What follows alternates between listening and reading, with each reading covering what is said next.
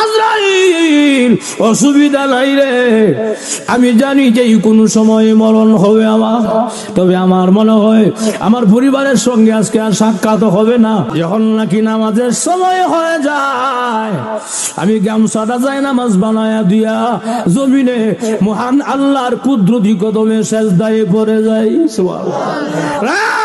আজরাইল অসুবিধা নাই রে, আমি জানি যে কোনো সময় মরণ হবে আমার, তবে আমার মনে হয় আমার পরিবারের সঙ্গে আজকে আর সাক্ষাৎ হবে না, আমার বাচ্চাটার জন্য আর মজা নেওয়া হবে না। অসুবিধা নাই রে, দুনিয়া দেখেছি জীবনের কাউকে যদি ফাঁসি দেওয়া হয় সরকারি আদালতে, জীবনের শেষ মুহূর্তে একটা ইচ্ছা পূরণ করা হয়, তাকে ইচ্ছা পূরণ করা হয়।